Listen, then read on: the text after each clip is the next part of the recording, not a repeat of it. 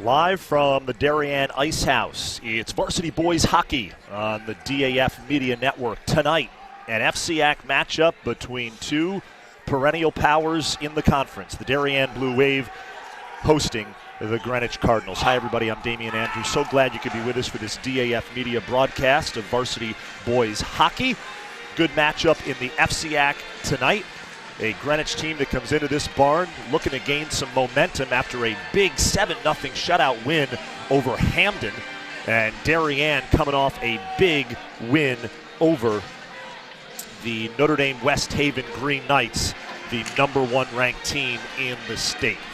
Want to welcome in Bill Kirby as he so often joins us on these broadcasts. And Bill, doesn't get any better than this when you're talking FCIAC boys hockey.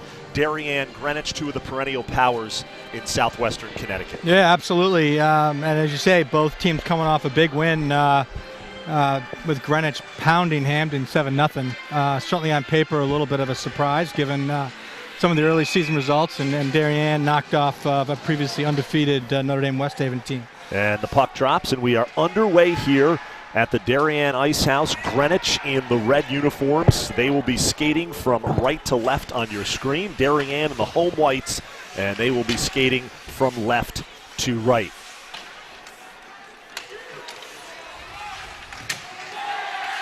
Puck in the corner up against the boards. McDermott had it and lost it.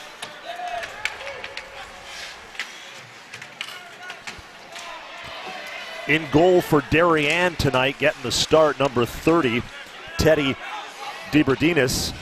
And in goal for the Greenwich Cardinals is Ben Nash, the senior. DiBerdinis, a junior. And Darien coach Mac Budd thought that this would be a good opportunity for his junior to see some ice time between the pipes. Yeah, well, you certainly... As the season wears on, it's nice to have two goalies. Someone might get injured or need a rest when you've got back-to-back games or whatnot. So, yeah, let's see what DiBerdinis can do. Maxey's been working really hard in practice and been playing really well. So Schofield gets the night off and DiBerdinis gets the start.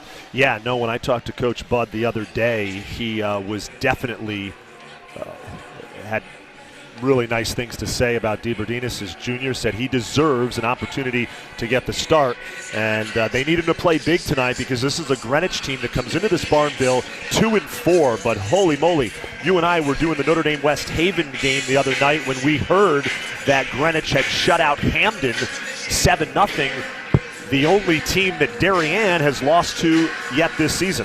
Yeah, no, I mean, again, on paper, talked about some of the results early on, and it seems like it's a very wide open year. Greenwich opened up the season with a 1-goal loss to New Canaan, followed that up with a 1-goal loss on the road to Xavier up at Wesleyan, which is always that's a tough ride from Greenwich. Then they dropped the outdoor game to Darien and had a tight one over Immaculate, lost Notre Dame West Haven 4-1. So, clearly they've got some, they figured a few things out, if nothing else, and we'll see which Greenwich team shows up tonight.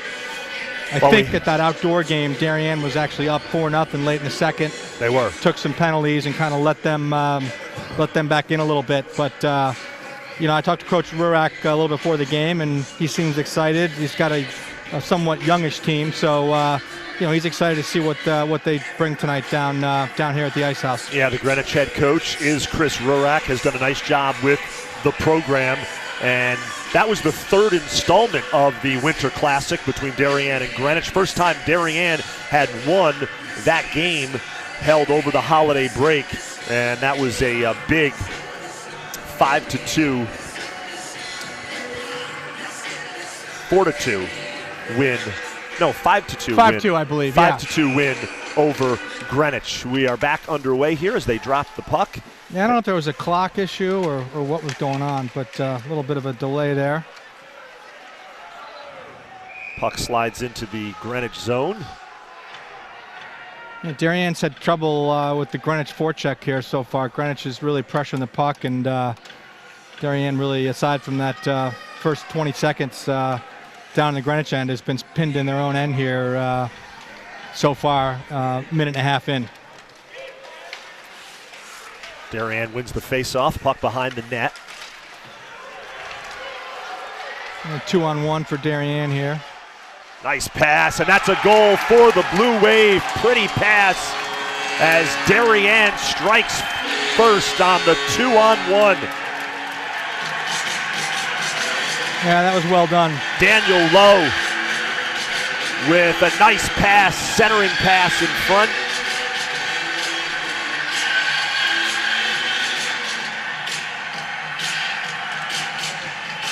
And we'll take another look at it right here. Great centering pass by Lowe. Yeah, tough. Nash didn't have a chance there. That was a nice finish. Couldn't quite tell who that was from the distance here. We are on the opposite end of the goal.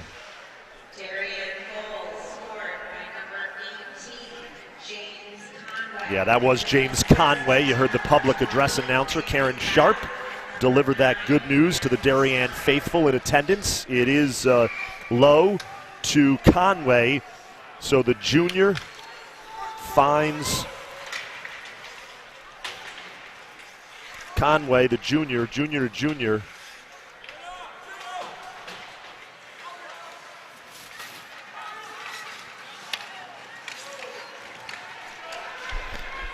Danny Lau. Always want to say Lowe. I apologize to Danny. It is Lau. And a nice assist there on that Conway goal. Under 13 minutes, just minutes into this first period, opening period here at the Darien Ice House, 1-0. And again, a good start for the Wave. They got off to a good start the other day, Bill.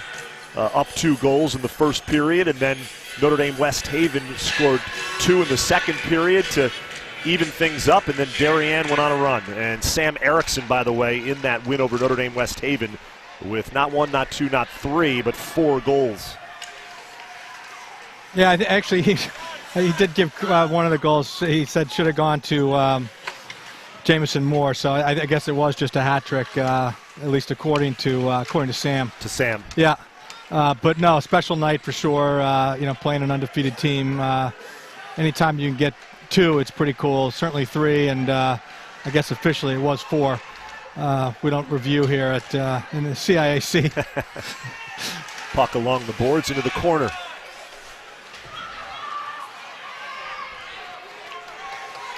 Grafton Eli, the freshman, and that slides through the neutral zone as Benjamin Bates comes up with it.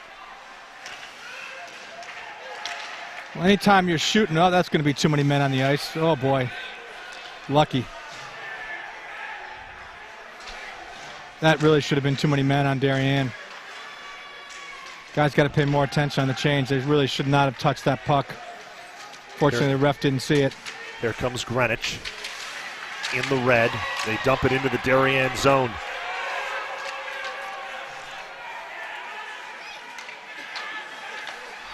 Darien's a little off through their breakout passes here, and it's gonna cost them if they don't clean that up a little bit.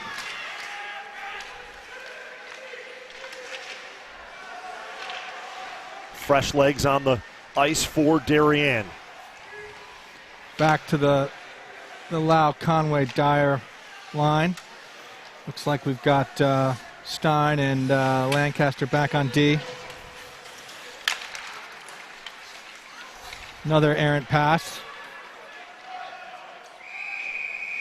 And icing on Darien. So this will come all the way back, and it'll be an offensive zone face-off for the Cardinals. This is a Greenwich program that last won an FCIAC championship in 2016 before Ridgefield went on their run of 3 straight.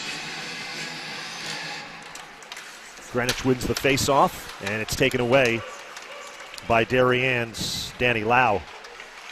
Pretty pass, wasn't that, Bill? Lau on the assist to Conway. Yeah, really nice. Perfect execution on the 2-on-1. That's exactly how you teach them and how you draw it up.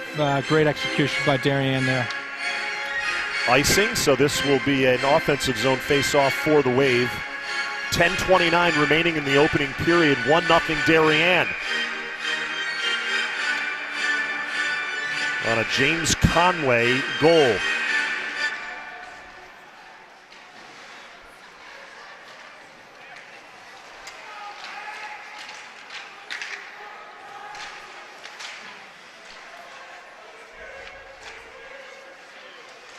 Greenwich comes out of the corner with it. Darien gets it back. Centering pass, slides by. And Moore tried to find McDermott there, but he was pretty well covered. Just couldn't quite connect. DeBerdinis brushes that away. Here's McDermott. So shifty on the ice. We talked about that last game. Puck in the neutral zone. Bodies on the floor, or on the ice, I should say. Yeah, a little sloppy so far. Not a lot of puck possession either way. Just they're having trouble corralling it. Passes are just off the mark, and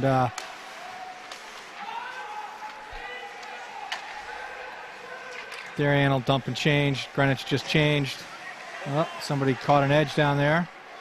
Gives Darien an opportunity, but another errant pass.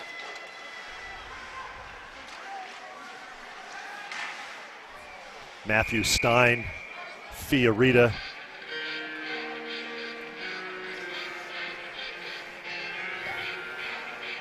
Yeah, it looks like we got Fiorita, Garabit, and Sharp out there with Stein and Massey on the blue line. Only one shot on goal. Easy from a stat perspective so far. And Darien shooting 1,000 here early on. They made it count. Well, again, great execution. Certainly nothing Nash could have done there. Good look out front by Greenwich. Defended well by Stein. Sean Duffy with a nice centering pass. But the Darien defense, as you mentioned, Bill, comes up big. Greenwich finally registers their first shot on goal here, just over 6 minutes in. I feel good for Teddy to get that one in his glove. Tough when you don't get any action.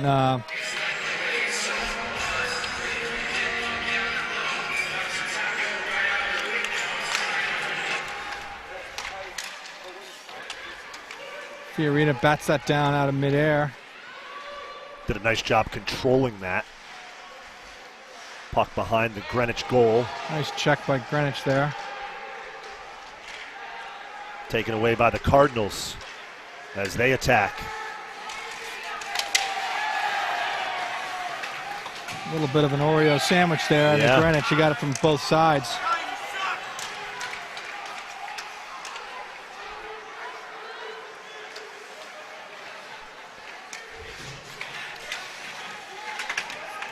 Cataldo loses the puck in the corner. Ryan Colombo with the shot there. Just wide of the far post. Mark, yeah. Yep. Here comes Darien. Again, another turnover in the neutral zone. It seems to be the theme tonight.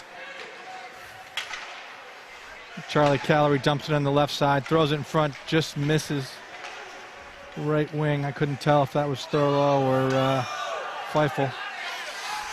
Line change for the Cardinals.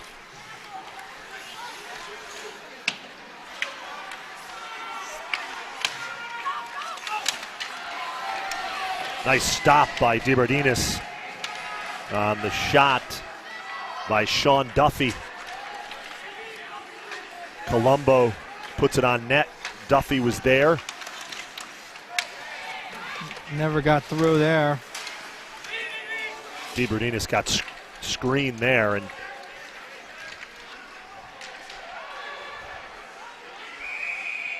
that'll be an icing call at 6:59 left in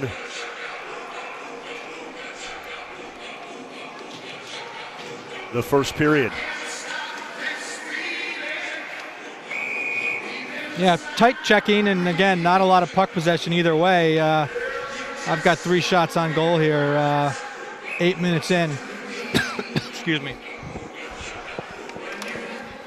McDermott and Cronengold on the face-off. There's McDermott. Dumps it off the boards into the neutral zone, gets it back. Takes it across center ice. There's McDermott. Couldn't tell if he lost it or was trying to pass it there. The Greenwich player was blocking me. Looked like he tried to dump it for Jamison Moore.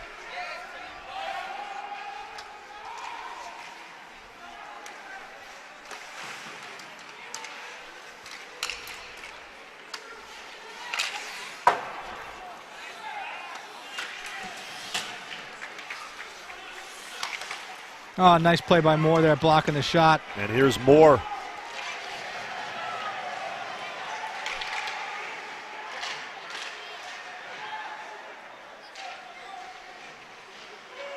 Puck behind the Greenwich goal. Good opportunity to go low to high. He finds him. Again, blocked in front by the Greenwich defense. Darien working the cycle off the low left wall. Taken away by Greenwich. Here they come.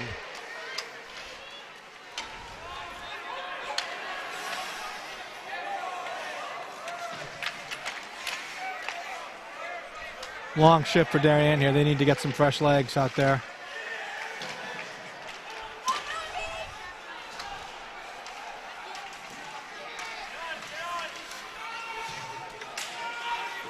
Couple good checks by Darien, but 27 still managed. That's Kovalev manages to maintain control of the puck. Nice play by him.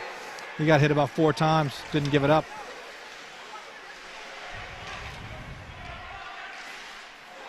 Under 5 minutes remaining now in this opening period.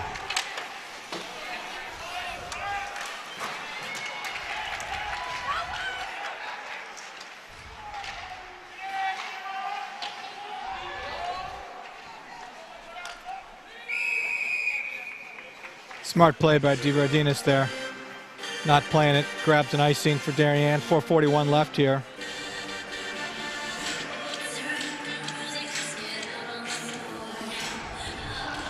Well, both teams are having a hard time finding the net. Yeah, not a lot of shots, as you mentioned. Darien was able to strike early. Loud to Conway. Bang, bang play on a 2-on-1.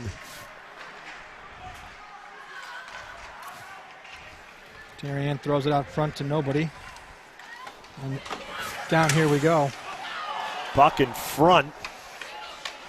And it was nearly put in the back of the net by John Hutchins, the junior for the Cardinals. Missed tipping that. Yep. Says it slid across the crease. Nice play by Thurlow there through the neutral zone. Dump it. They get fresh legs out. Patrick Thurlow, the sophomore.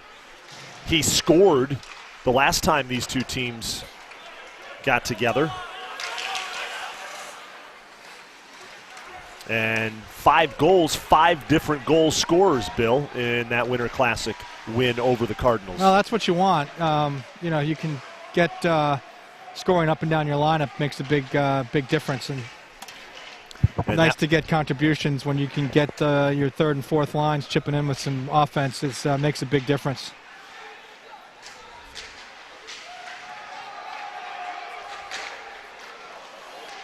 Puck in front. As Dyer taking a swing at it. Dyer again. Oops. Good pressure by Darien. Only got 1 shot out of it, though.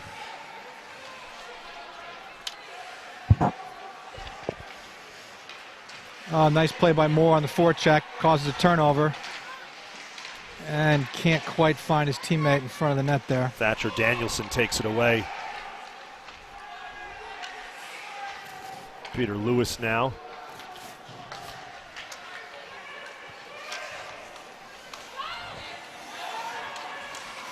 On net, but that was going wide.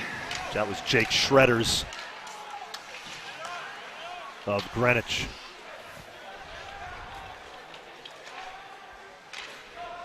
Bates back over to Cataldo.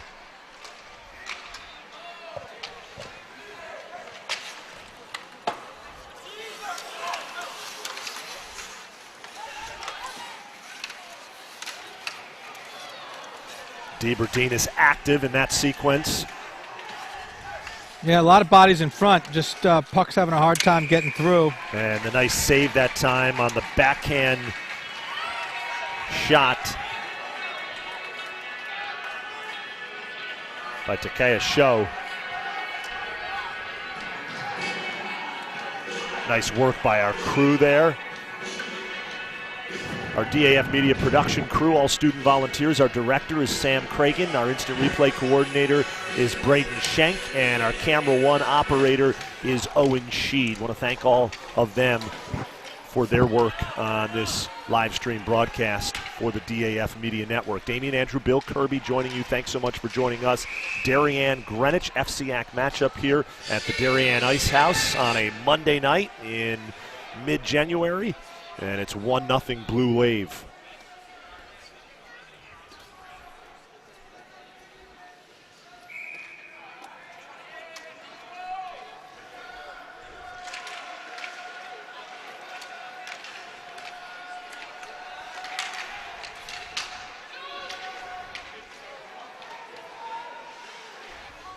It seems like both teams still kind of feeling each other out. A little bit of nerves, probably. It's certainly a big game. You know, in that short season we talk about from time to time. Only 20 regular season games. Every game, particularly against the top of the FCIAC, is really big. No question. These have been two of the heavyweights in the conference, along with Ridgefield and New Canaan in recent years. A lot of talent at the top of the FCIAC.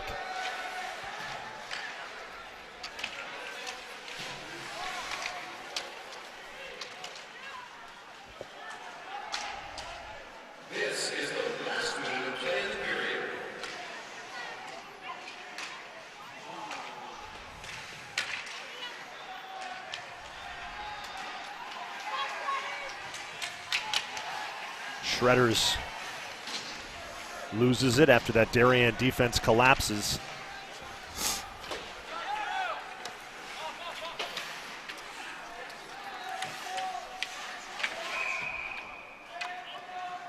High stick on Darien, so that'll stay down here with 32.5 seconds left in the first.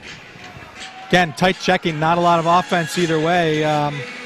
By my count, Greenwich out shooting Darien 3-2 here late in the first. A lot of traffic, bodies in front. A couple shots been blocked by defenders and forwards. Moore met a nice block there at one point. Almost led to a breakaway. 32.6 seconds left here. The offensive zone face-off.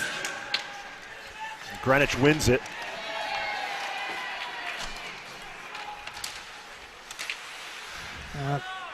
Darien's got to get that puck out. Getting outworked on the wall there. Trying to make up for it here a little bit. Another block shot at the point by Lau. Very nicely done. It should have been offsides on Greenwich. And that'll do it. For the first period, it's in the books. 1-0 Darien. We will take a quick break, and we will be back with second period action on the DAF Media Network. Again, Darien leads 1-0. We'll be back.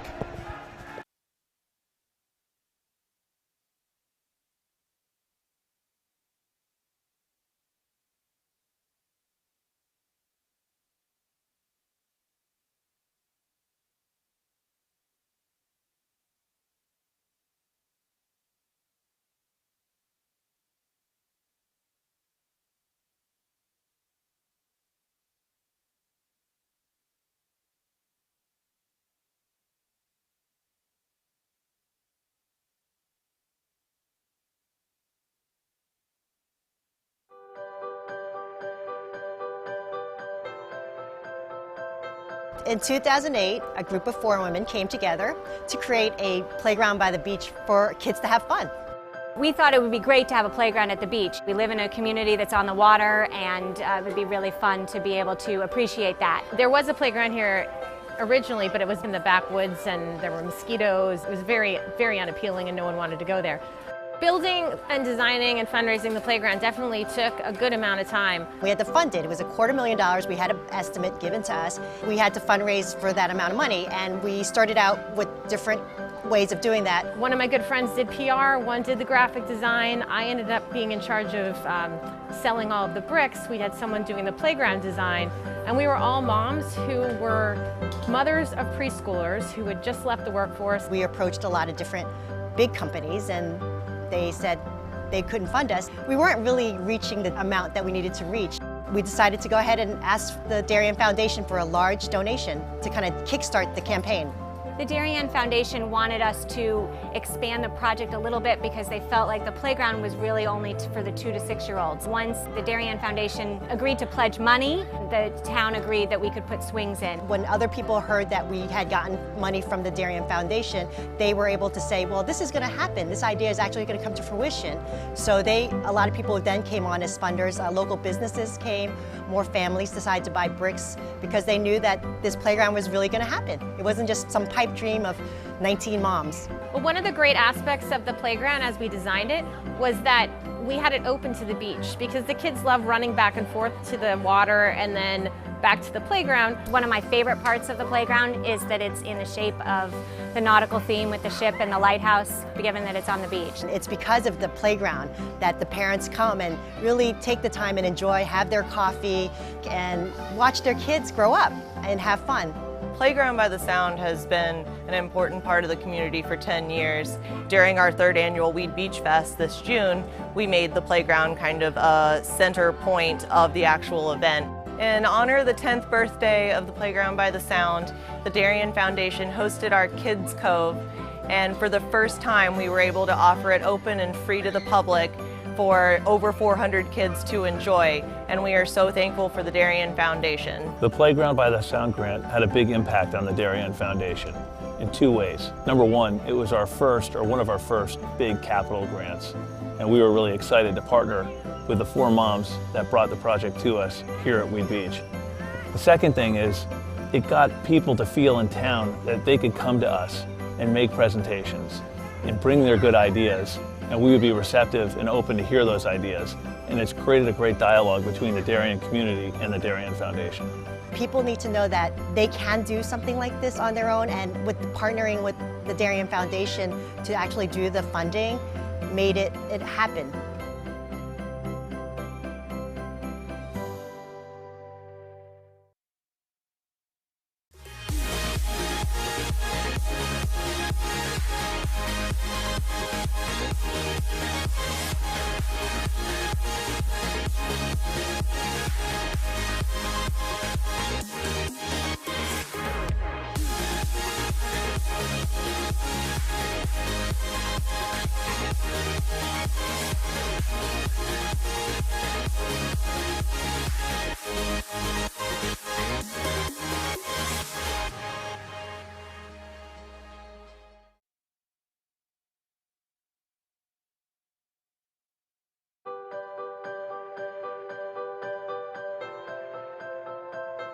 In 2008, a group of 4 women came together to create a playground by the beach for kids to have fun.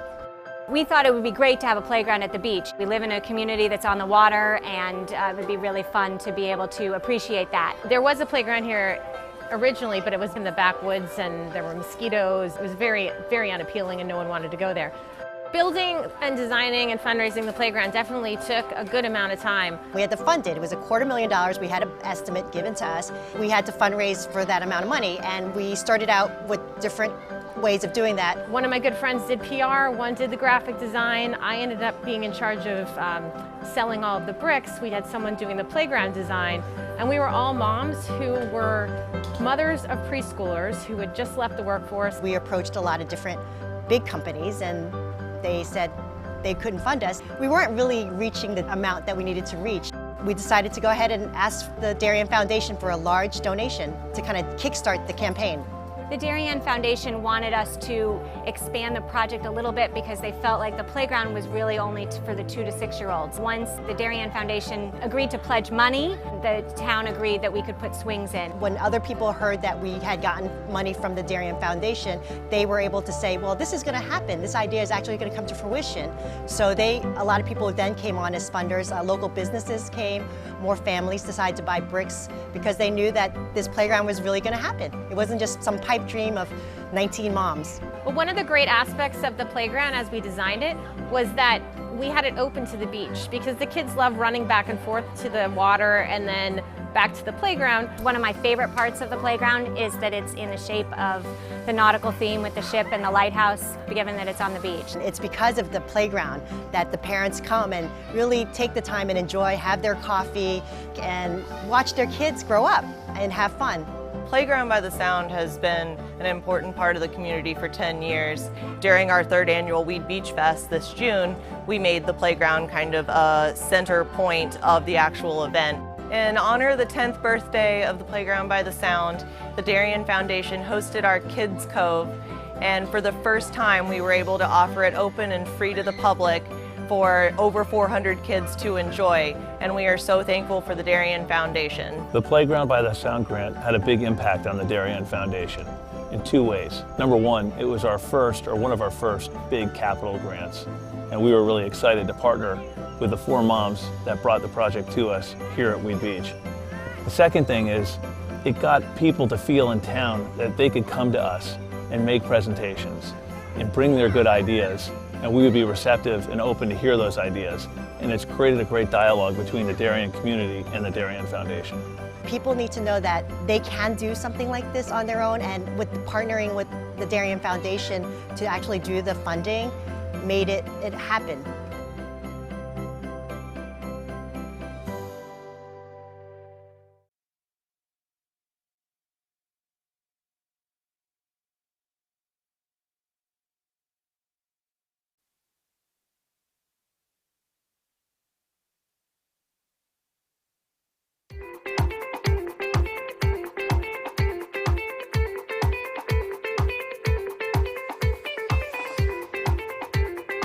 I'm proud of the work the Darien Foundation has done over the past 20 years. If you live here, our work has likely impacted you, your family, and your neighbors. Since our founding in 1998, we've provided more than $4.2 million in grants, which create opportunity for Darien's youth, support our town's safety and security services, and enhance the overall quality of life in Darien through collaboration with community organizations. As a family that's relatively new to town and planning to make this our long-term home, I'm grateful to see my community and my family benefit from the Darien Foundation. When I learned that the edible gardens at the elementary schools, the generator at the Darien Library, and the playground by the Sound were all funded by the same organization, I raised my hand to get involved. I'm proud to support an organization whose impact I see every day in our schools and throughout our community. So far this year, the Darien Foundation has awarded $138,000 in grants to enhance our community. In 2013, the Darien Community Association opened a 4-acre bird sanctuary thanks to a grant from the Darien Foundation. The serene wooded glade has attracted numerous birds, bees, and butterflies, as well as more than 200 school children and other visitors. This year they added a new pondless waterfall, as well as more trees, plantings, signage, and benches. In 1976, the Darien Historical Society and Darien High School students built the Middlesex, an authentic replica of the 18th century whaleboats. These were used by local patriots in the Revolutionary War to fight the British Navy in Long Island Sound. The Darien Historical Society is restoring this artifact so that it can be part of Darien's upcoming 2020 bicentennial celebrations. The live turtle exhibit continues to be the most popular attraction for children at the Darien Nature Center, which welcomes over 16,000 visits annually. A new forest and pond ecosystem will allow visitors to engage with several species of turtle that will live together in a 50 square foot habitat that resembles their natural home. This has been such a special collaboration between the Darien Nature Center and the Darien Foundation, because not only have they provided generous funding to us, but we've been able to meet with members of the foundation and our staff and talk about what is going to make the very best exhibit for the town of Darien, and we've really added value to the process by doing that. The vast majority of food distributed by Person to Person is donated from local suppliers and businesses. A group of dedicated volunteers drives the brand new cargo van on these daily rounds, which each year account for more than $100,000 in collected food. Person to Person also has an extensive youth program, offering many Darien High School and middle school students their first experiences at volunteering. Thanks to the Darien Foundation, we have a beautiful new van. We're very excited about it, not only because it's new and it's safe for those who are riding in it and driving and going to pick up all the food, but also it speaks to the support of the Darien Foundation, as well as speaks to what Person to Person does in the community. For more than 20 years, the Darien Foundation has been investing in Darien, offering our town's youth, emergency services, and community organizations an avenue to pursue innovation and excellence. Collaboration with you, the members of our community, has been vital to our mission. Thank you for supporting the Darien Foundation. We are building a better Darien together.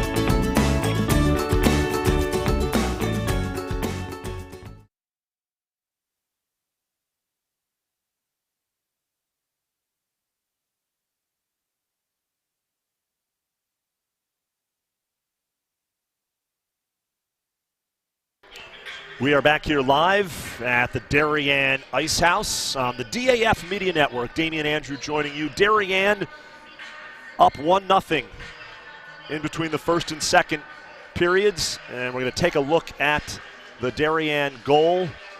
It was Danny Lau, a beautiful centering pass to James Conway, and he just buries it right there as he beats Greenwich goalie Ben Nash.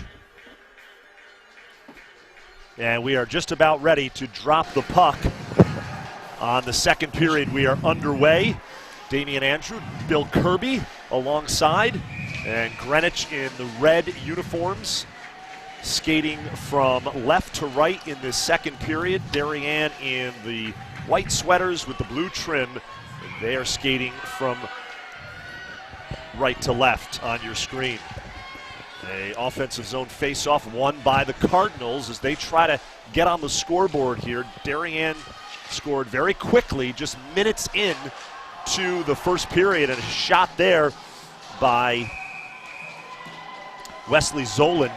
Great look out front, just missed the top left corner there, yeah. As we take another look at this shot by Zolan, he was right there, the deflection, and nearly puts it in. Great work by our crew, our DAF media production crew, all student volunteers. Our director is Sam Cragen. Our instant replay coordinator is Braden Schenk, and our camera one operator is the great Owen Sheed. I want to thank them for all of their efforts bringing you this broadcast. Nice speed by McDermott down the wing there. He gets a couple shots, gets his own rebound, follows it up. Erickson working the cycle, can't find McDermott. Darien's first line on the ice, McDermott, Moore, Erickson. Darien power play coming up here. And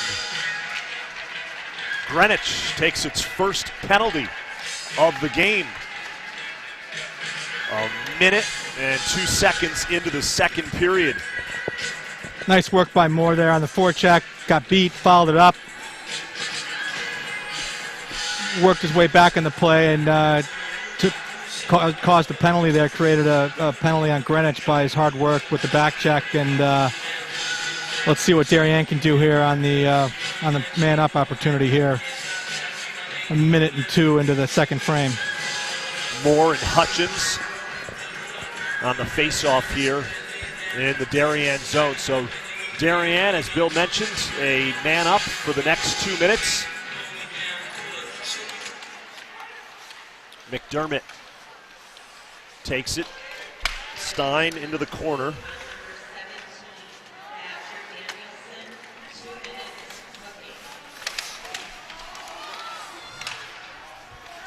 Nice work by McDermott down low, but Nash holds his post nicely. Oh, and Bennett with a grade A look out front. Just couldn't elevate the puck. And a great stop by Nash. Really nice. Bennett's going to want another crack at that one. Really nice move off the back of the net by McDermott. Passes to himself. Now Erickson on the half wall. Over to Leanne up top.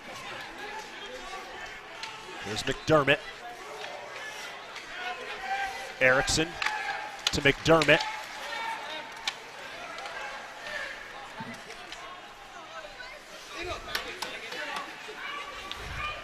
.13 on Greenwich, playing without a stick. Got to get a number there. Oh, Jameson's got room. Puck in front of the Greenwich net. Here's Stein. Stein, cross ice pass. Darien wants to give the puck away here. They don't recognize it.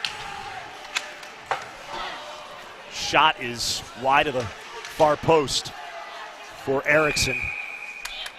That's one where as soon as you see that arm go up, you want to pass it right to Greenwich there, and cost him about 20 seconds. Probably didn't realize what was going on, unfortunately. Great work by our crew there as Bennett McDermott on the deflection here, tries to put it in, just goes off of Nash's stick. Almost looked like had he lost his stick there? Like he got it with his blocker without his stick in hand there. Nice win by Moore on the faceoff. We got to see what Darien does here. on the 5-on-3. There's McDermott. Puck slides. Not a great through the angle there crease. on that shot, unfortunately. A little bit of a force. Darien's got to get 2 men on the puck here. You're up 5-on-3.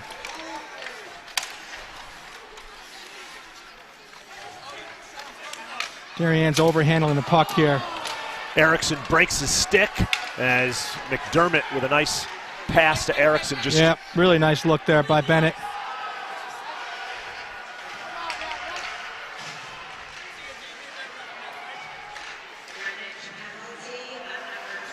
Greenwich kills off the first penalty.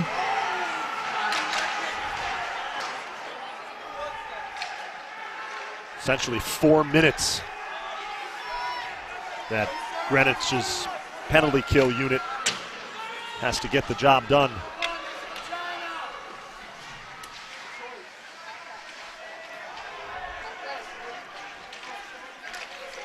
Here comes Darien. Conway, who had that goal in the first period.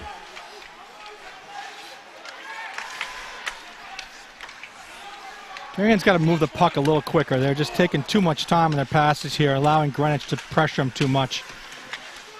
And a nice save by Nash on the shot by Massey. Nice glove save by Nash. Yeah, problem is there, though, unfortunately, when you're man up, you got to get somebody to take the goalie's eyes away, and he saw that puck all the way from the blue line. Nobody was in front. Nash again with another save. A little better there in terms of traffic.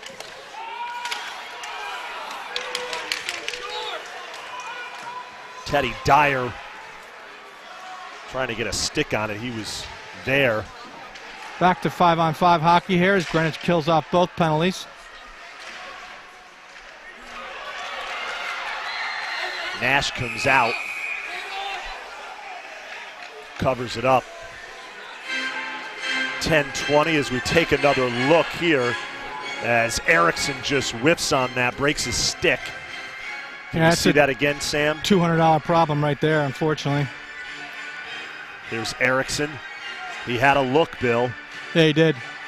Yeah, Nash was there. He anticipated the pass. He was sliding over, was in good position, but I'm sure Sam would have liked to have gotten full wood on that.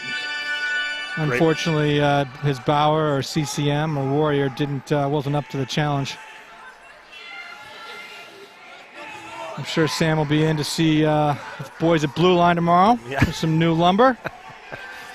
No question. Or Kevlar or whatever the heck they're making that out of these days. Some sort of composite.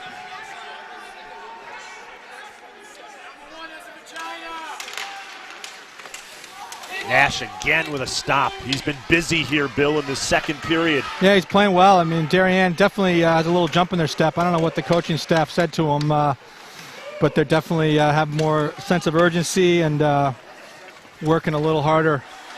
Got the Gabrick line out there now. Fioriti and Sharp on the wings.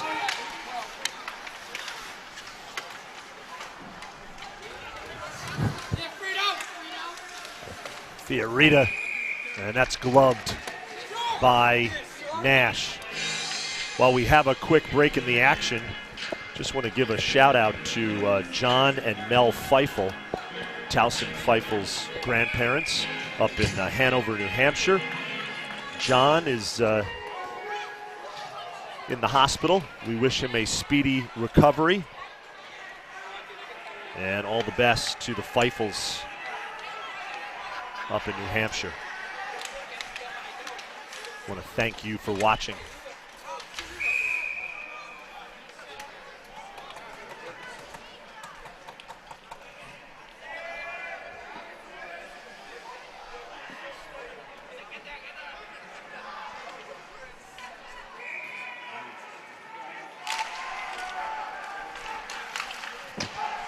Puck along the boards.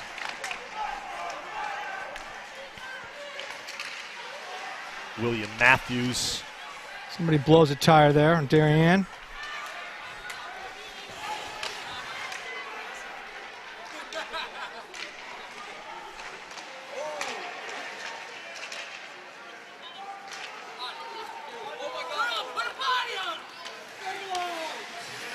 Thorlow on the forecheck, putting a little pressure on the Greenwich defenseman. Finds his partner, and they break it out before it's broken up at the red line by Darien.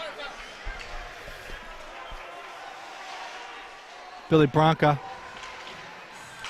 causing some angst through the neutral zone there. Here comes Darien.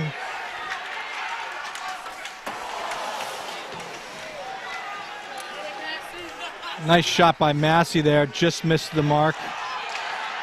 Here comes Greenwich now. And that shot by Matthews. Massey actually did clip the far post there. He got good wood on that, just off by a couple inches. Another Darien turnover on the breakout here.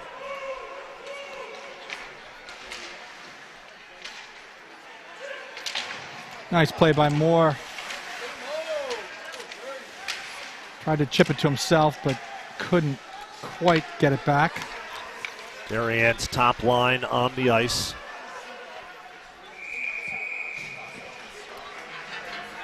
Got an icing call at 8:09 of the second period. 1-0 Blue Wave. Wave hanging on to that 1-goal lead. James Conway on the feed from Danny Lau in the first period. That resulted in a Blue Wave goal.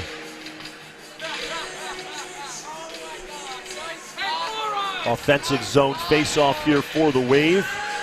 Yeah, the Wave's kind of jumping on him here. Shots are 8-1 in favor of Darien so far.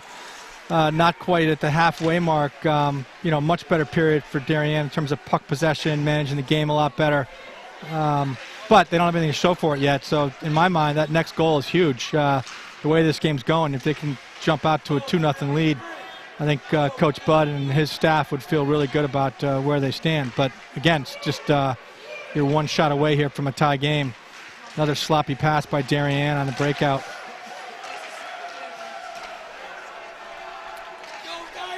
Conway dumps it in. Dyer on the forecheck. Puck right in front, and it's covered up by Nash. Yeah, good defense there. He had somebody trailing him, got his stick tangled up a little bit. Couldn't quite get good wood on it, but Nash was there to make the save. Conway nearly had himself a goal, Bill. He's almost had 2 in this period. As we take a look at the Darien student section there. Representing, great crowd the other night, Saturday night, packed barn here. Standing room only crowd inside the Darien Ice House. Yeah, it's filling in a little bit tonight, but nothing like Saturday. That was a great crowd, really nice energy.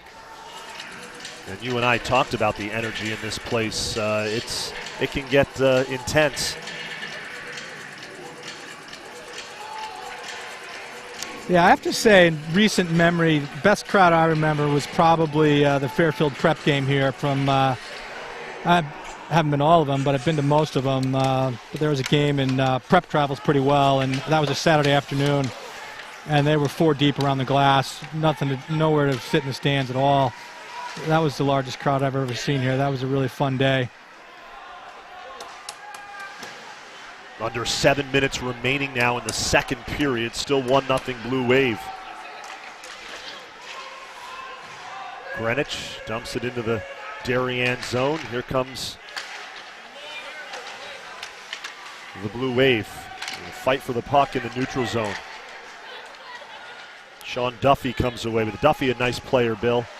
Yeah, he is. He's looked nice. He's looked solid tonight. That's a better breakout. But again, Darien can't kind of control it. Again, struggling in the last couple minutes here with their puck possession. Just as I said how well they were playing through the first 7 minutes.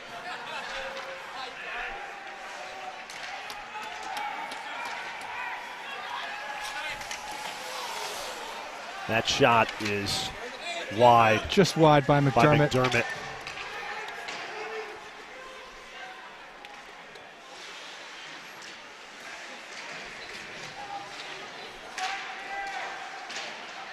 McDermott, such a fun player to watch.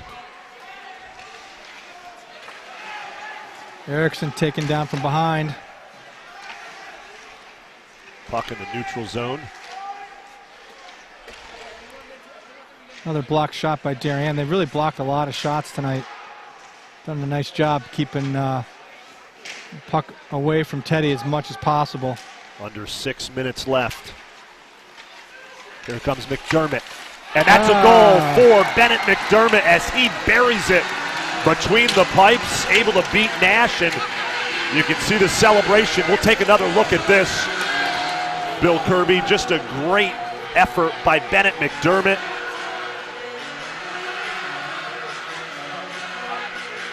Yeah, just snuck through the 5-hole there. I think Nash thought it was going high. Yep, it was the 5-hole, and Bennett McDermott has himself a goal, and Darien is up 2-0 with 5:23 remaining in the second period. You're watching the DAF Media Network, a joint venture of the Darien Athletic Foundation and the Darien Foundation. Damian Andrew, Bill Kirby, and of course our DAF Media production crew, Sam Cragen, our director, Braden Schenk, our instant replay coordinator, and our camera one operator is Owen Sheed.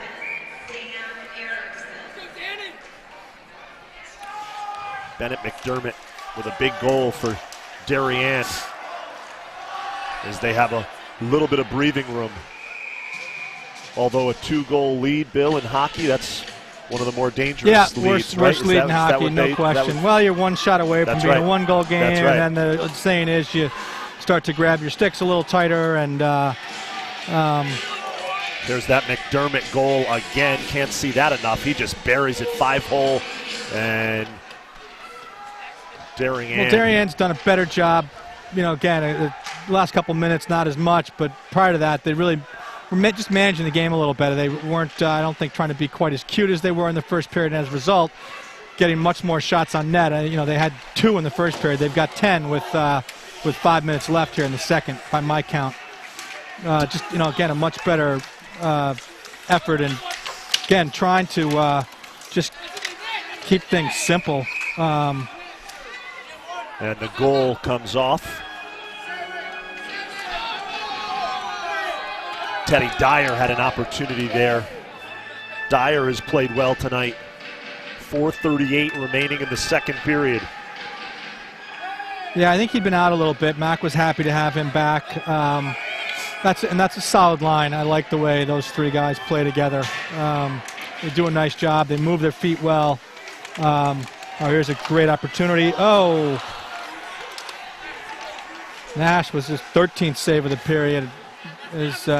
Garabet couldn't quite, almost had too much time and probably too much to think about there, all alone in front of the goalie. Nash did a nice job of closing down the angle. Greenwich goes D to D, trying to beat the Darien forecheck.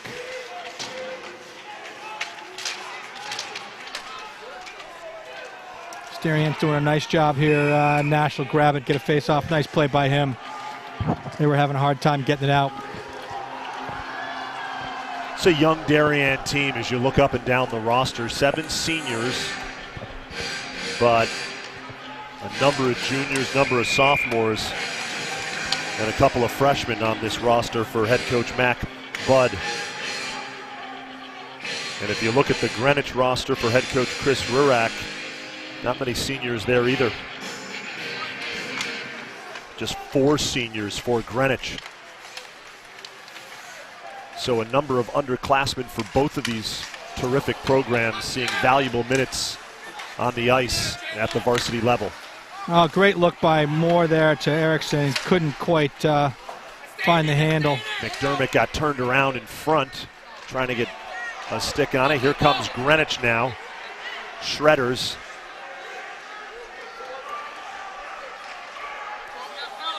Darien's going to get a penalty here.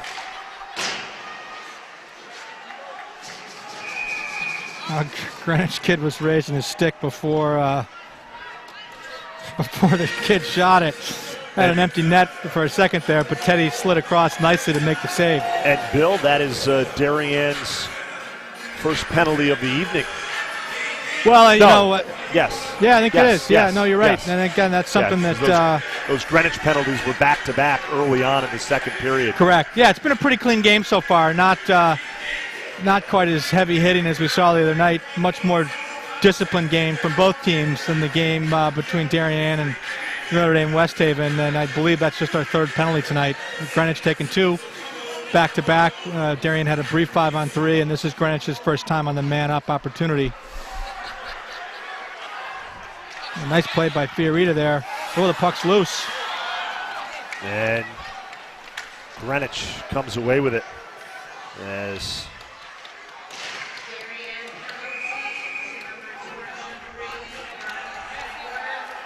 this is big. You know, I mean, again, you've got a minute 44 left. You're late in the second. Again, you got that 2-goal lead. Well, as we were just talking about, the 2-goal lead in hockey, the most dangerous lead. No, and so that's my obviously point. Darien wants to go into the locker room after the second period up 2 goals instead of up 1. And Greenwich, I didn't hear the call. I think it was for interference. The Darien I believe it defenseman was interference. just overplayed that a little bit. You can't impede the opposing player from without the puck, which is exactly what the Darien player did. You can get away with the NHL, but not in high school. Good call by referee Brian Kai there, in my opinion.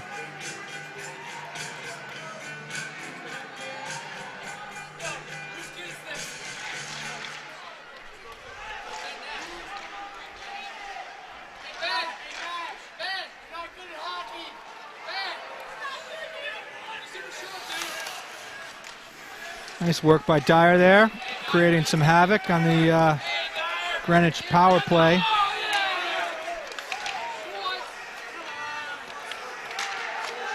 Not really giving Greenwich a chance to set up here. Up. Darien's got another penalty. That's unfortunate. And that is gloved by DeBerdinis.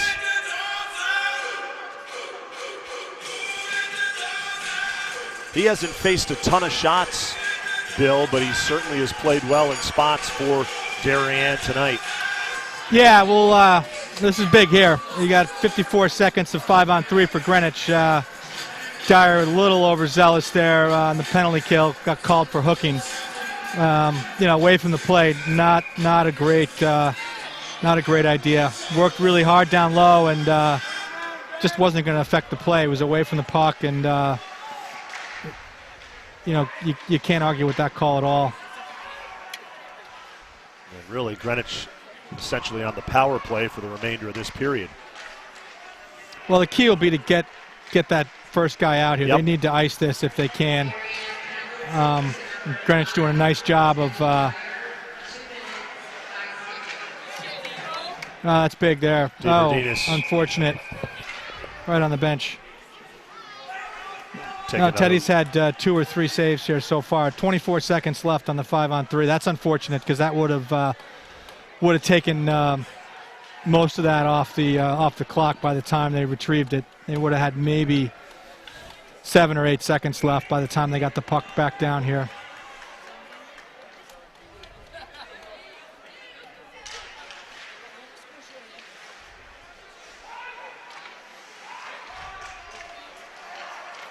Under 20 seconds on that first penalty, and that is a Greenwich goal. As Chris Cataldo puts it between the pipes, as we'll take another look at this. Cataldo just rifles it here, Bill. And yeah, it looks like Teddy saw it, just missed it a touch. Didn't seem like he was screened. They worked it across the top. He kind of cheated looking to the right, and the puck was shot to his left. Probably a little out of position there, trying to find a lane to see it. Good screen there. Just picked it up a little late would be my guess.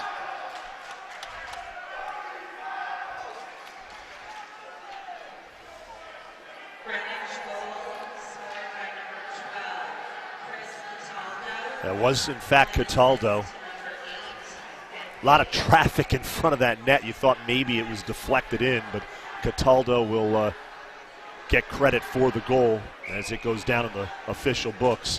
1:38 remaining here. It's now a 2-1 Darien lead as Greenwich cuts into the Waves' advantage. Here's Erickson with the puck in the neutral zone. Taken away by Ben Bates.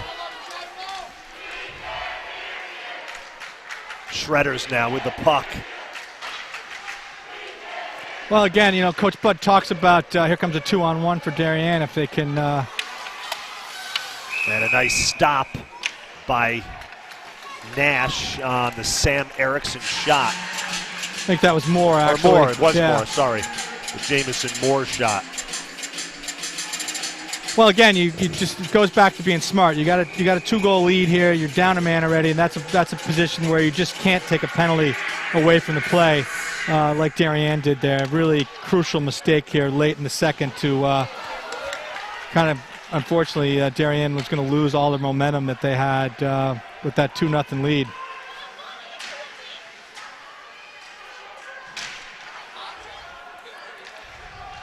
Such a fine line between, you know, hustling and kind of being a little overzealous.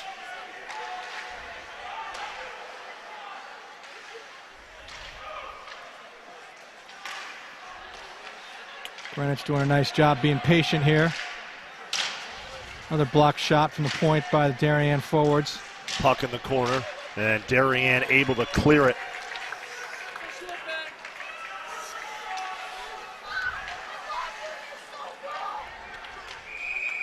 Tough pass by Nash there.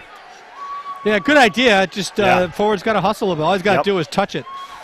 Just kind of tip it in and go. They were still man up at that point. So now we'll get a face-off with 18.3 seconds left here to Nash's left, right in front of the Darien high school crowd. Icing the call there, so an opportunity here for the Wave, the offensive zone face-off.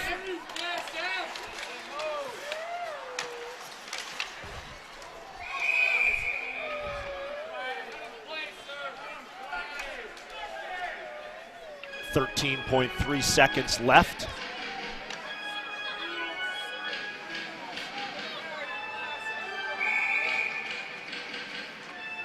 Neutral zone face-off here.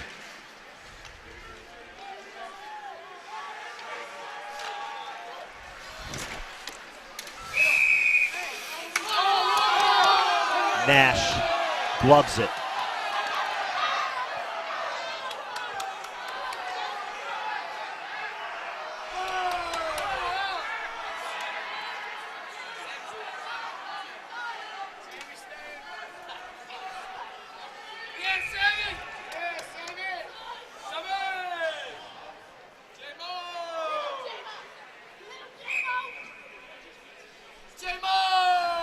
Moore gets kicked out of the face-off circle. McDermott comes in and wins it, and yeah. That will do it for the second period.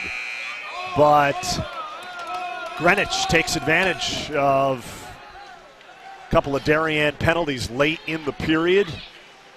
They get to within a goal. 2 goals scored in that period. One by Bennett McDermott and the other by Chris Cataldo, the Greenwich goal. And the two teams will head to their respective locker rooms. 2-1 Darien. You're watching the DAF Media Network. We're going to take a break, but we will be back as we take a look at this Bennett McDermott goal. Goes 5-hole. And here's the Greenwich goal by Cataldo. Nice work by our crew. As Cataldo's shot just has eyes and finds the back of the net. So that's where we stand, 2-1 Darien after 2 periods. We'll take a break. You're watching the DAF Media Network.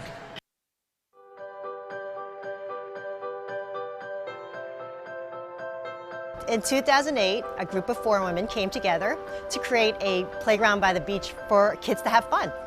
We thought it would be great to have a playground at the beach. We live in a community that's on the water, and it would be really fun to be able to appreciate that. There was a playground here originally, but it was in the backwoods and there were mosquitoes. It was very, very unappealing and no one wanted to go there.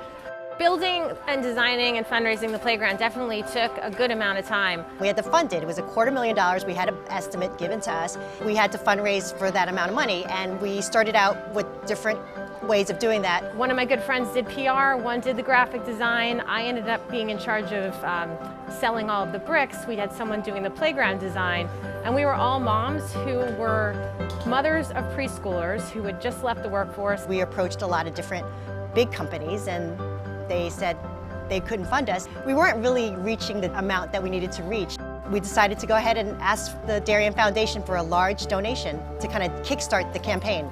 The Darien Foundation wanted us to expand the project a little bit because they felt like the playground was really only for the 2 to 6 year olds. Once the Darien Foundation agreed to pledge money, the town agreed that we could put swings in. When other people heard that we had gotten money from the Darien Foundation, they were able to say, well, this is going to happen. This idea is actually going to come to fruition.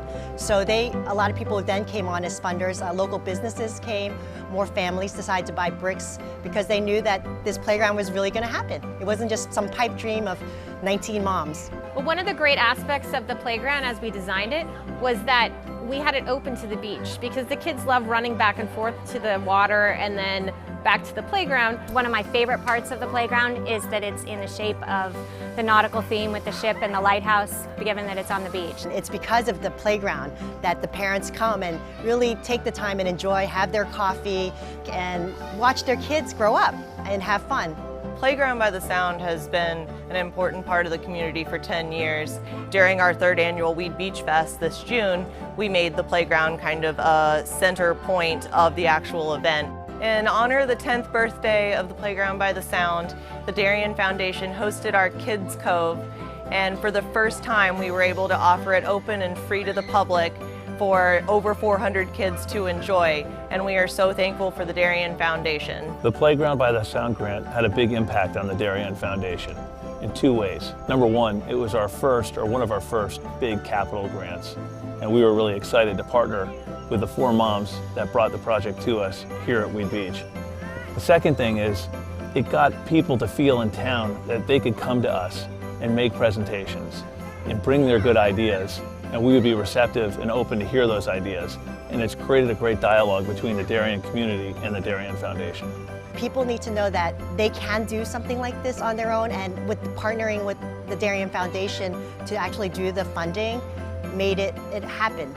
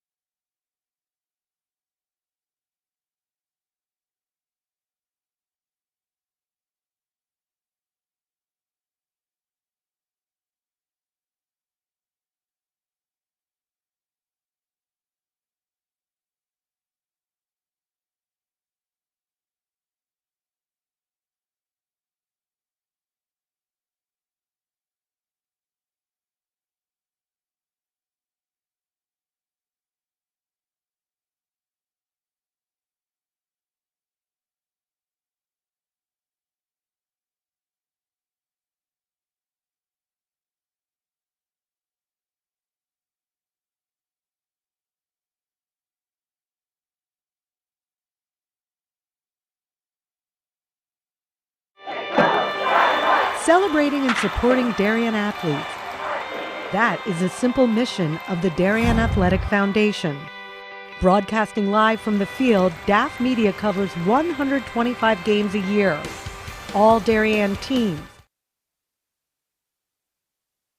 Our youth in our town on our fields. Fields like the Center Oval and Upper Oval turfs, the JV softball field, and Stadium East, the longest turf in New England, all made possible by the Darien Athletic.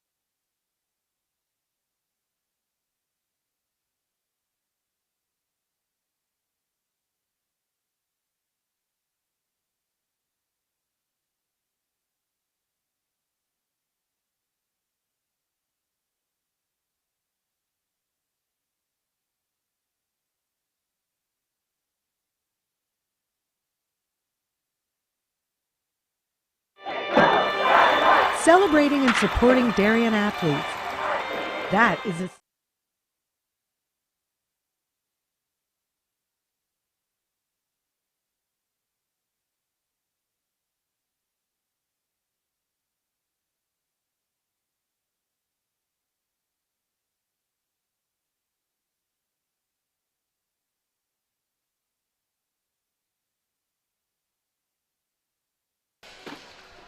We are back here live on the DAF Media Network. Darien Ice House is the place. DAF Network, DAF Media Network, bringing you varsity boys hockey. Darien Greenwich having at it tonight. Damian Andrew alongside Bill Kirby. So glad you could be with us. Our DAF Media production crew, all student volunteers, Sam Cragen, Braden Schenk, and Owen Shee doing a tremendous job on our main camera. So Darien in the home whites. They will be skating from left to right on your screen.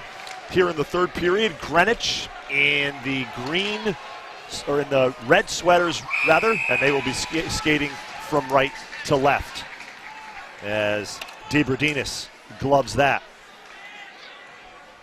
The junior getting the start tonight. Yeah, he's played well. You certainly can't fault the goalie on giving up a 5-on-3 goal. Hopefully he can stand tall here. I'd like to see Darien play 5-on-5 most of the period.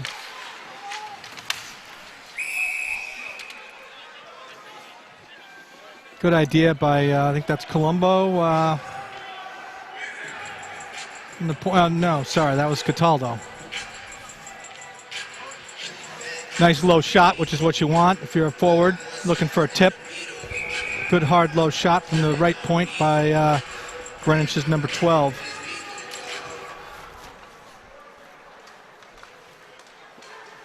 Cataldo. Ryan Cataldo, is that right? Yeah. No, that's Colombo. Chris Cataldo is number 12. Okay. He had the goal in that second period late for Greenwich. I talked to Coach Rorak quickly between the second and third as they were cutting the ice, and he was pretty pleased with the way his boys played. Certainly really nice last 5 minutes there that kind of changed the tide of the game a bit. He'd like to see his kids get the puck a little deeper, try and counter some of Darien's quickness, be a little tougher to play against, be a little gritty, throw a little more bodies around. Nice move there by McDermott, I think, before he lost an edge. But overall, he's pleased and looking forward to another strong period from the Cardinals here.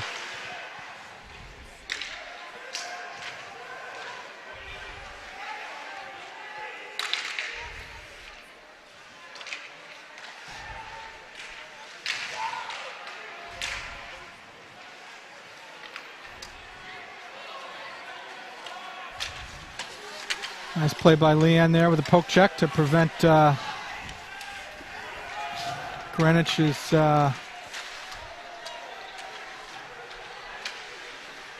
Bates from got a whistle just underway here in the third period. 2-1 Darien. As you see Moore take a spill there in front of the Greenwich goal.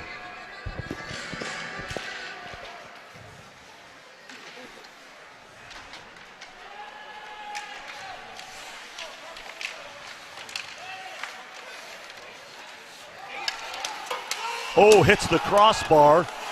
Boy, that was close. Thatcher Danielson, the junior, number 17 for Greenwich, nearly had himself a goal.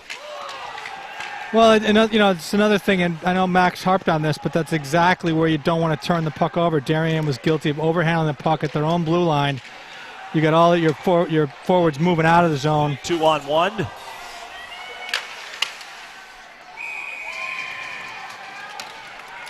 And you turn the puck over at your own blue line, and it just they walked right in there and almost cost them. It's just a high danger zone, and I can tell right now that Alex getting a mouthful from Coach Budd on that play.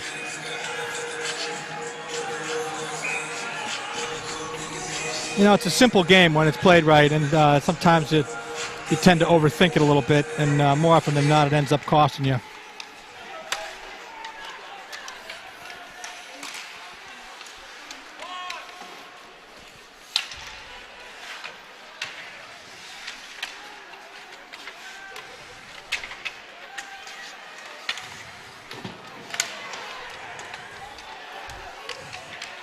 Nice work by number 7 on the forecheck there for Greenwich.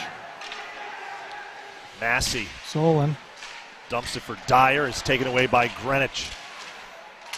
Matthews had the puck. Not a lot of whistles here through 3.5 minutes. Going pretty quick, which I guess if we're trying to make the kickoff of the National Championship, that's a good thing, Damien. Bill referring to the NCAA football title game between Clemson and LSU as DeBerdinas almost squirted through the 5-hole there. He did not know where that was, sitting under his leg uncovered. But ref lost sight of it, blow the whistle as he should.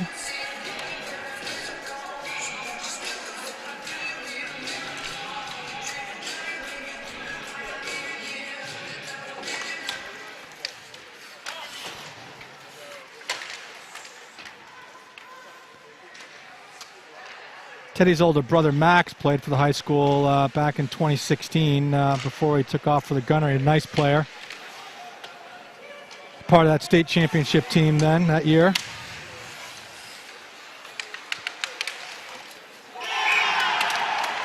And that's a Greenwich goal. Yeah, short side. DeBerdinas lost his post there a little bit, and Darien waving at pucks there. Sloppy play by the Darien forwards. And he squirts it in there. It's Ryan Colombo with a big goal, scores the equalizer. Great work by our crew here, as we'll see it again. Ryan. Yeah, there wasn't much room there. He just squirted it in the short side. Ryan Colombo with the goal for the Greenwich Cardinals.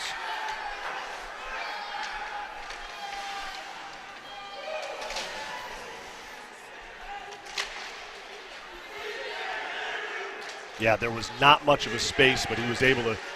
No, it's a good shot, just inside the post. So now, Bill Kirby, we're back where we started from 2 periods ago. Tied. Yeah. And a 2-2 game here as. Well, the game really changed on that 5-on-3. 5-on-3, yeah. Again, a very undisciplined penalty by Darien. It ended up costing them. Again, you got that 2-goal lead, and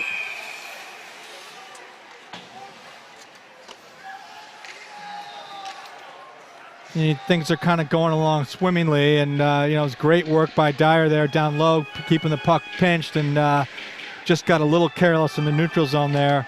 And again, not a good place to take a penalty. First of all, being already a man down, and secondly, just away from the play. And again, it was a good call by the referee. Under 10 minutes remaining now in the third period, as Greenwich has come back after being down 2 goals to tie it up.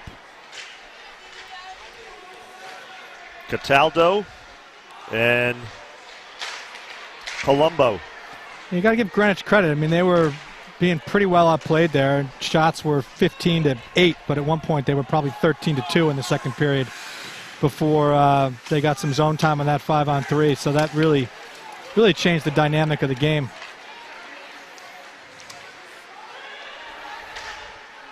We talk about special teams all the time, right, Bill? In any sport. Well, having an effective penalty kill and a power play that's clipping somewhere north of 25% ideally is really key. And again, there have not been a lot of penalties tonight either way. It's been a very clean game from both teams, in my opinion. I think, again, Darien's penalties are 2-2.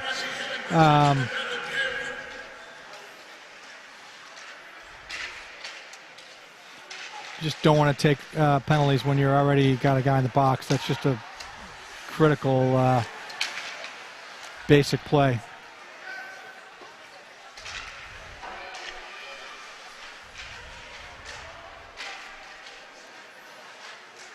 Nice work by McDermott down below the goal line there. Just couldn't quite keep the handle on it. Moore gets taken down, and Massey pinches but can't keep it in. There'll be no icing here.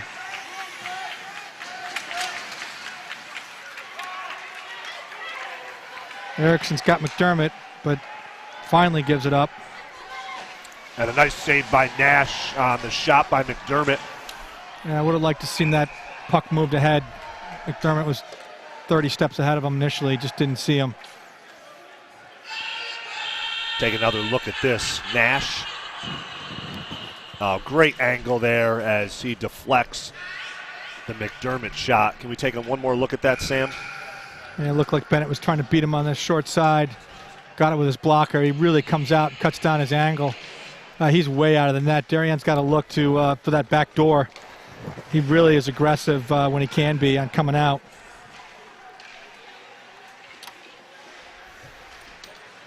Here comes Greenwich now, going the other way, skating from right to left.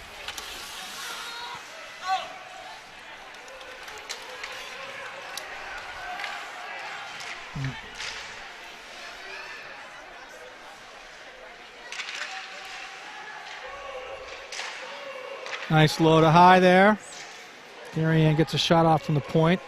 Nash saw it though. That was Albert Leon, the junior.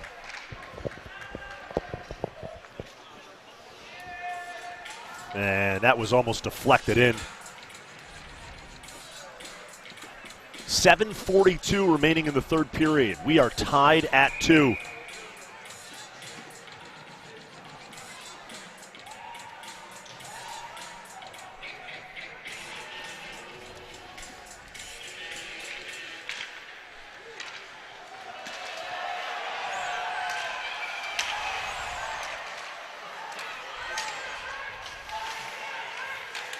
Lancaster struggling to get a handle on the puck there. Just couldn't quite get a good grip on it. There's Conway. Loses the puck along the boards.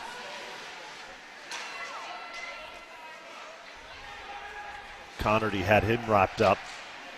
Point was wide open there. Conway didn't see it.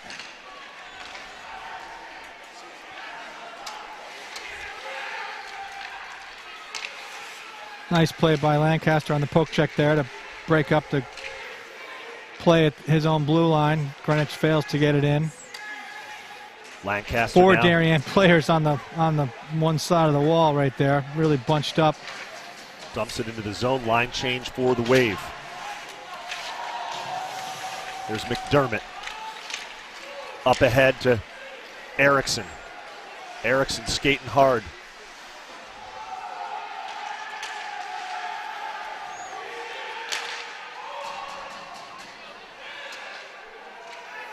Getting down to crunch time here, 2-2. Approaching the 6-minute mark.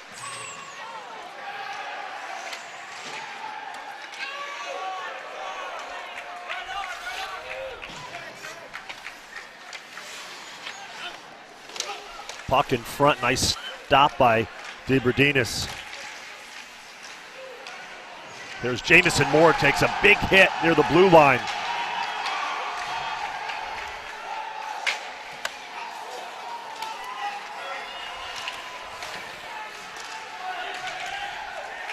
Darien's got to bear down when they're getting out of their own zone. They continue to be a little sloppy, just not holding on to the puck or making good passes.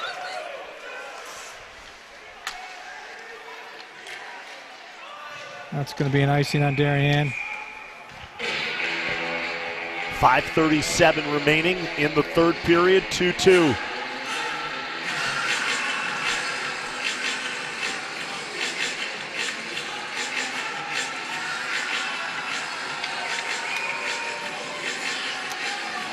Conway and McDermott with the Darien goals. Cataldo and Colombo with the Greenwich goals.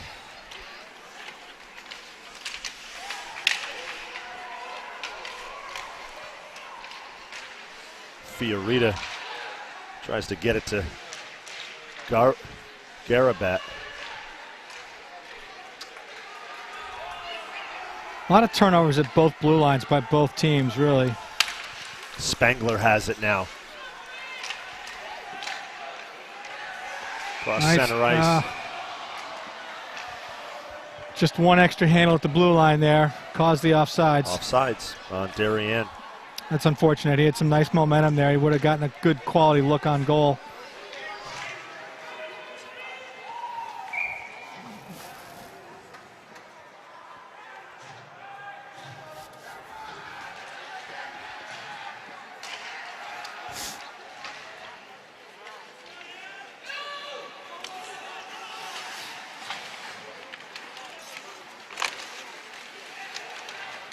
Here's Dyer.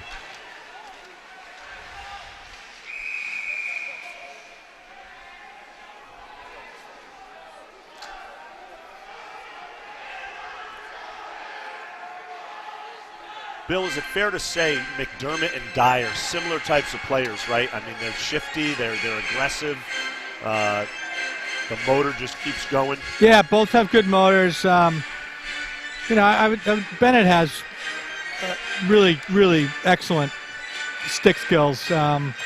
Probably a touch more gifted in handling the puck.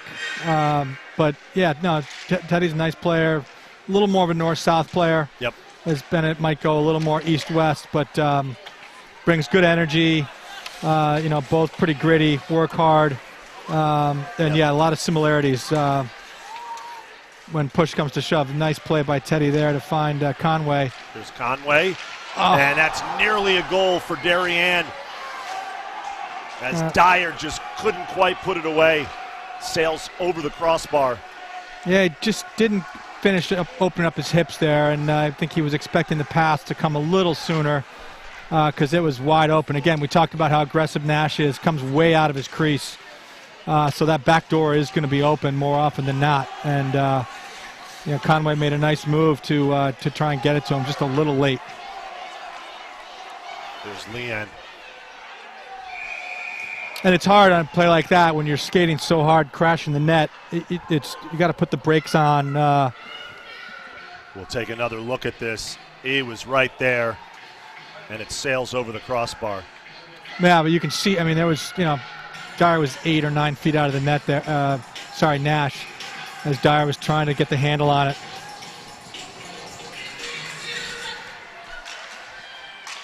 Under 4 minutes left here. Trying to had to reach behind him to grab that pass again. Nice stop by DeBerdinis. Like to see him put the brakes on a little bit there and just open up his hips a bit more, and really then you're in a grade A scoring position right there.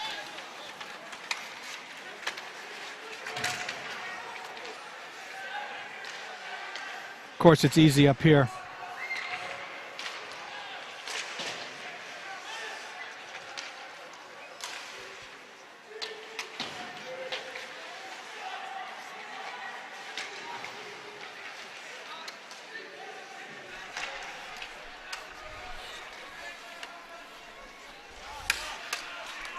Leon in the corner. All right, Dane, 3 minutes here. I think Yeah. you're going to see both coaches probably shorten the bench. Darien's going to get an icing here. Massey couldn't quite find more there up the left wall. Greenwich will have a neutral zone face-off with, an offensive zone face-off with 2:53 left in the third period. We are tied at 3. It's been an entertaining game, Bill Kirby. Yeah, no, it has. I mean, it looked for a minute there. You know, the ice was pretty tilted for the first 10 minutes. Very level first period. Darien really came out, I thought, played a really strong first 10 minutes. And then, when they got themselves in trouble with penalties, that's really when the tide changed. Darien was in control. They had limited, Greenwich to 5 or 6 shots for the game through 25 minutes. And that really... you hate to say one play can do that, but the reality is it can, and in this instance, it has. Greenwich got a bunch of shots the last 4 or 5 minutes in the second period, and right now shots are level, 7 apiece here, with 2:24 left to play in this 2-2 game. The Dyer, Conway, Lau line back on the ice.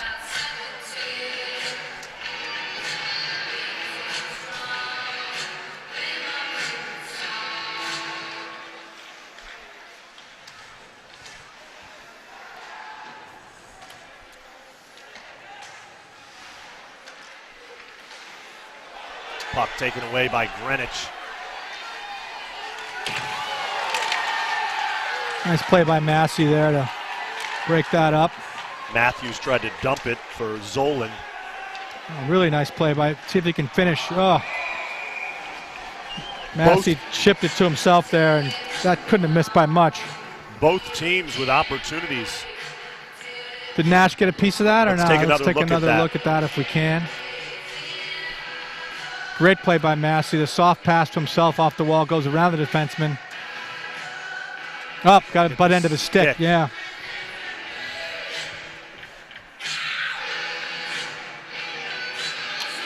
Yeah, that was going in.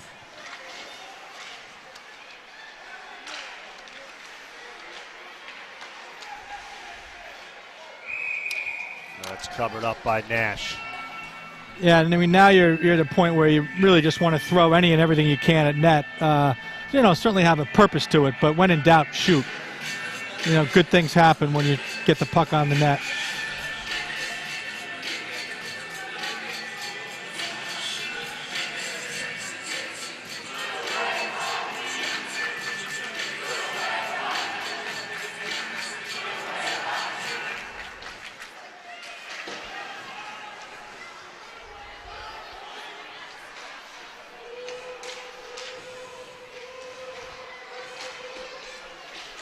Nice play by Moore there. Ian Erickson playing a little catch. Moore. Let's get Bennett to get his stick on the ice here in front of the net. Can't score with your stick up at your waist.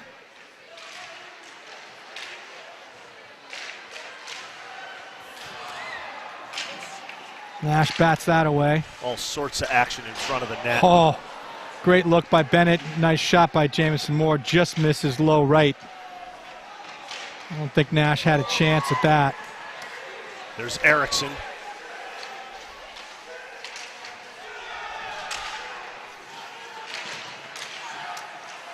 Darien with a wholesale change here.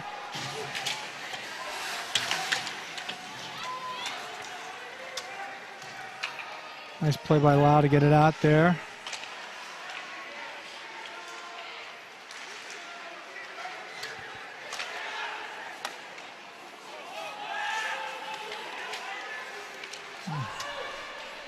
Time running out in this third period. We've got an icing call at 30 seconds, 30.9 seconds left. Greenwich now will have an offensive zone face-off.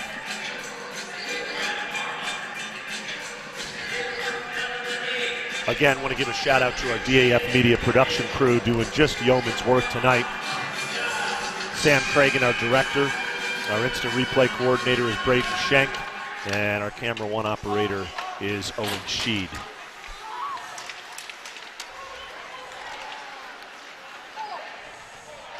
There's Teddy Dyer. Oh. And nearly a goal. Another couple saves for Nash there. He's doing yeoman's work here in the second and third. Really earning his keep as a starter tonight. Wow, great job by our crew there. Seeing just 2 shots in the first period. Let's take that again if we can. We got a stoppage in play. Dyer nearly had the potential game winner. He got a piece of that, and then looks like he got, yeah, all right.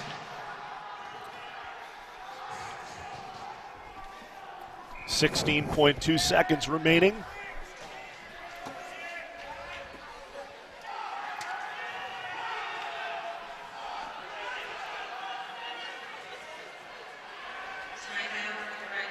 And we've got a timeout here as Greenwich takes a timeout. Chris Rurak wants to talk it over with his team.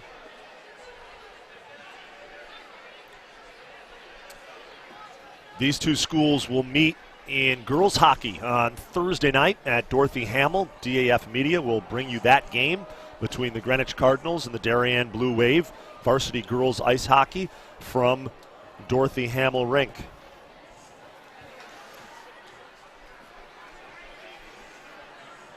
Well, by the way, scheduling changed, Damien, on that one, so I've been called out of town. Okay. I will not be able to make that, unfortunately. Okay. So we'll have to work our way. We'll see you at for the prep game on Saturday? No. Still out of town. Still out of town. Okay. Yeah, unfortunately. Missing 2 good ones. I apologize, but get a chance to get out of the frozen tundra here. Go to Florida for some sunshine. Absolutely. You have that opportunity, you take it. 16.2 left in the third, 2-2 as Greenwich called a timeout. Darien still huddled up near their bench. Face-off coming up here in the Darien offensive zone.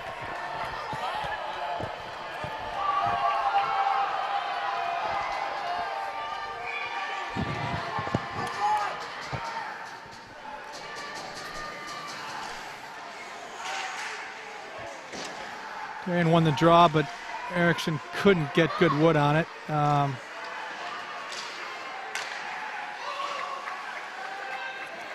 That'll do it for regulation, and we will for the third period go to overtime.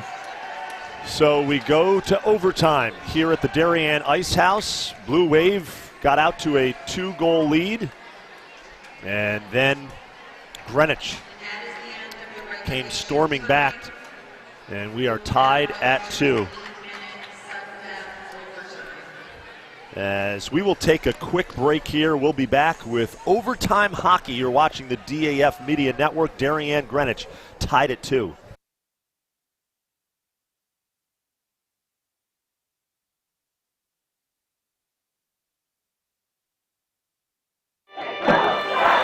Celebrating and supporting Darien athletes. That is a simple mission of the Darien Athletic Foundation. Broadcasting live from the field, DAF Media covers 125 games a year. All Darien teams, our youth, in our town, on our fields. Fields like the center oval and upper oval turfs, the JV softball field, and Stadium East, the longest turf in New England.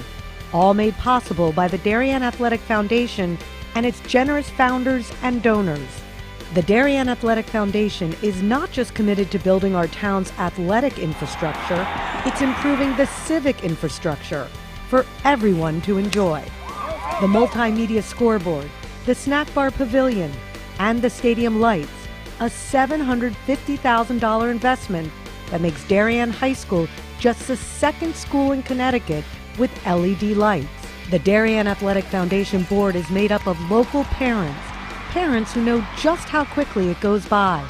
Its archives of more than 60,000 photos capture those precious moments of our young athletes as they strive to be their very best. The Darien Athletic Foundation has raised almost $9.5 million for our town and its kids, and it's not stopping there, as it continues to build a legacy for our youth as bright as their future, both on and off the field.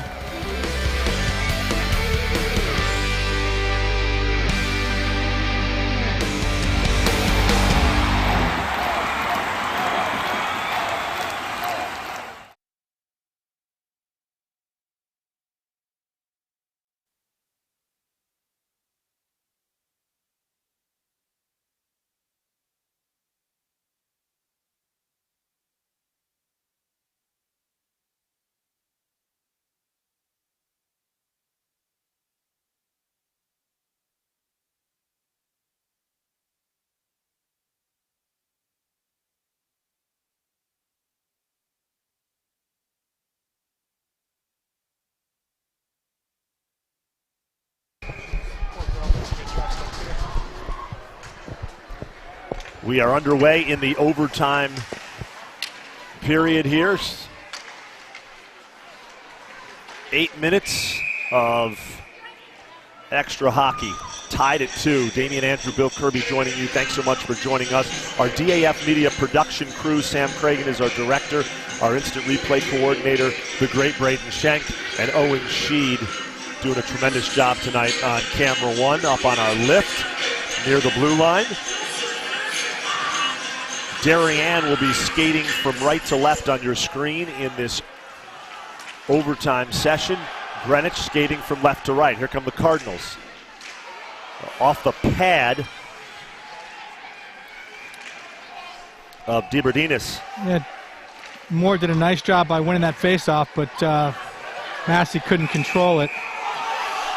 And we've got offsides, Bill? Yeah. Yep, we do. Yeah, I don't know about that one, but Darien bench didn't like it one bit, but ref was pretty emphatic about his call there, so calls it as he sees it. Clearly these kids don't know there's a football game tonight. My God. I'm going to call down and talk to both coaches.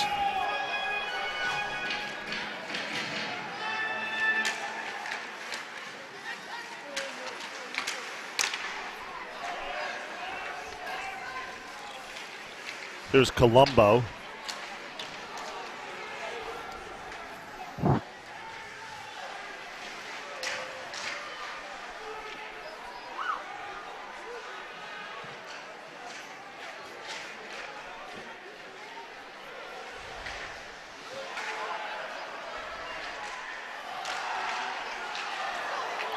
Good work by Greenwich, but Darien center did a nice job there. Puck precariously in front of that Darien goal. Up along the boards, here comes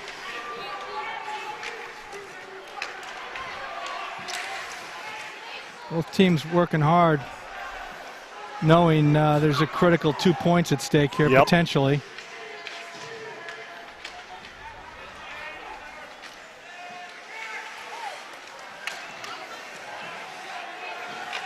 Well, Darien's caught in a bad change here. They still don't have 5 players on the ice.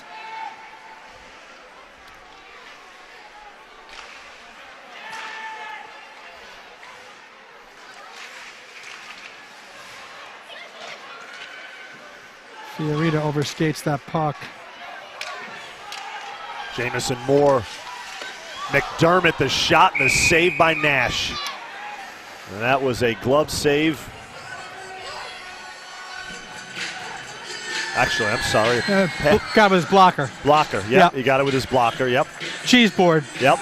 Back in the day, beautiful, Damien, when we were growing up. I like that. I like that cheese board.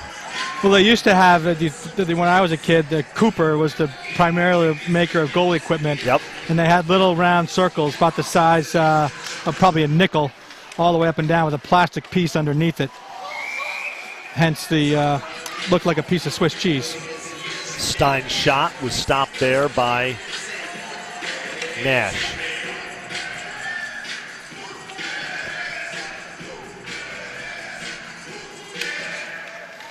Good music tonight.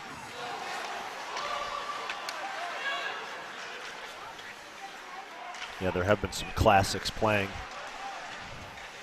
during the stoppages. Nice play there by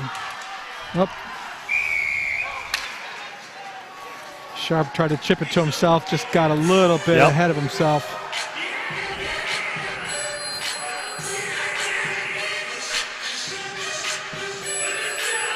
Got some Ice Cats warming up as they're getting dressed up here. I think all 4 locker rooms are probably occupied, so they got no place to get dressed, but they like the music. Shots are 2-1 so far in the first 2.5 minutes here. Favor Darien.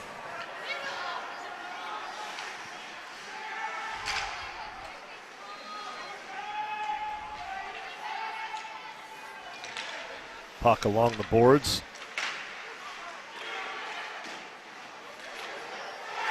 And that is a Greenwich goal as the Cardinals come into the Ice House and win it. Let's take another look at that. And if you're Darien, you got to think this one got away. Yeah, they're going to be disappointed. Again, go back to those penalties back-to-back. It hurt. Let's see if we can take camera 1. Yeah, Darien failed to clear. A lot of traffic in front. I think the first thing was stopped. Didn't really get to net. And he had 3 Darien players above the play. And it was probably a 4-on-2 down low. Wasn't much Debo could have done with that one. And I believe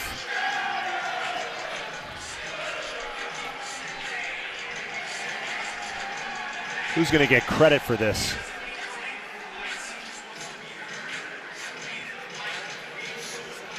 Yeah, I couldn't see through all the sweaters. Hard it's to say. 23.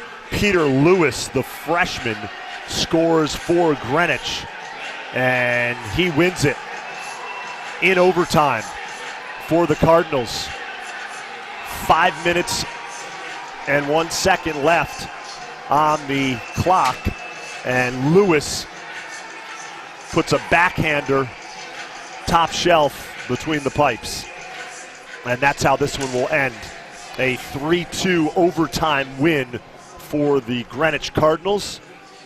Bill, your final thoughts? Gotta give Greenwich credit. They had their backs to the wall and took advantage of a couple Darien penalties there to kind of claw their way back in it. And I thought Nash was the best player on the ice tonight for either team.